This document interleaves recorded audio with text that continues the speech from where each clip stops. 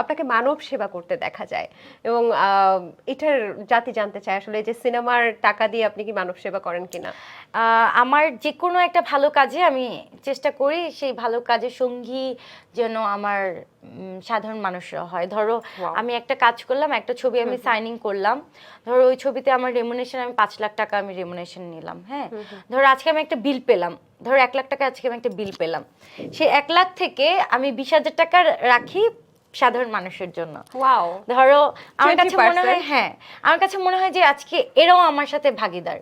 আজকে যে আমি ইনকাম করতেছি, আল্লাহ আমাকে এত সুন্দর করে সৃষ্টি করে পৃথিবীতে পাঠাইছে, আল্লাহ আমাকে ইনকামের সুযোগ করে দিছে, আমি যেন আমার এই টাকাটা যেন আমি সাধারণ মানুষকে খাওয়াতে পারি। আল্লাহ আমাকে ওদের মতো তো করে বানায় নাই, আল্লাহ তো আমাকে অনেক ভালো জায়গায় রাখছে।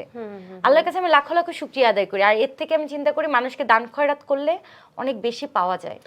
আমি আরো মানে নামাজ পড়ে আরো আল্লাহকে বলি, আল্লাহ তুমি আমাকে আরো ভালো ভালো কাজ দাও। আমি মুসলিম, কোন মানুষটা নামাজ পড়ে না? ভালো লাগলো, সরি আমি মুসলিম, প্রশ্নটা করাটা উচিত হয়নি। মুসলিম অবশ্যই নামাজ পড়ি, কেন পড়বো না? না মানে চলচ্চিত্রের নায়িকা হিসেবে আপনার চিন্তাধারা একটু ডিফারেন্ট, তার মানে আপনি আল্লাহকে সন্তুষ্ট করার জন্য এই মানব সেবা করছেন, বেশ ভালো।